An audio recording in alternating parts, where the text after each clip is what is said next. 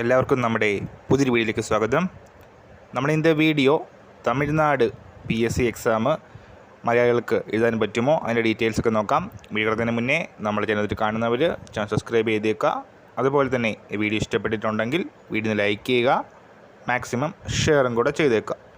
ഇപ്പോൾ കറൻ്റ്ലി തമിഴ്നാട്ടിൽ മദ്രാസ് ഹൈക്കോർട്ടിൽ 2338 വേക്കൻസിയുടെ ഒരു നോട്ടിഫിക്കേഷൻ വന്നിട്ടുണ്ട്.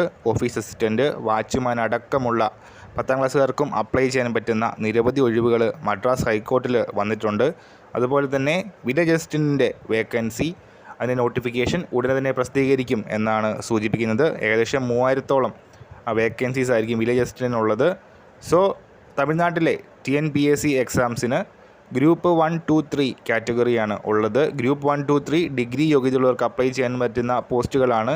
അതുപോലെ തന്നെ ഗ്രൂപ്പ് 4 പോസ്റ്റുകൾ SLC 10ാം ക്ലാസ് യോഗ്യതയുള്ളവർക്ക് അപ്ലൈ ചെയ്യാൻ പറ്റുന്ന പോസ്റ്റുകളാണ് ഗ്രൂപ്പ് 4 പോസ്റ്റുകൾ. അപ്പോൾ TNPSC എക്സാംസ് എഴുതാനുള്ള ആ ഒരു ബേസിക് ക്വാളിഫിക്കേഷൻ വരുന്നത് നമ്മൾ SLC അല്ലെങ്കിൽ +2 തമിഴ് ഒരു വിഷയമായി പഠിച്ചിരിക്കണം, അല്ലെങ്കിൽ തമിഴ് മീഡിയത്തിൽ SLC പാസ്സായിരിക്കണം എന്നുള്ളതൊക്കെയാണ്. പക്ഷേ നമുക്ക് മലയാളിയാണെങ്കിലും നമുക്ക് ഈ എക്സാം എഴുതാൻ സാധിക്കും.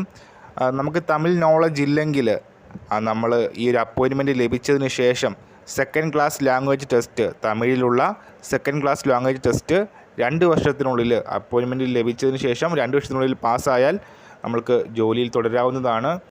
അപ്പോൾ ഈ കാര്യം ഷെയർ ചെയ്യാൻ നമ്മൾ ഇന്നത്തെ വീഡിയോ പുതിയ വീഡിയോയുമായിട്ട് ഉടൻ തന്നെ കാണാം.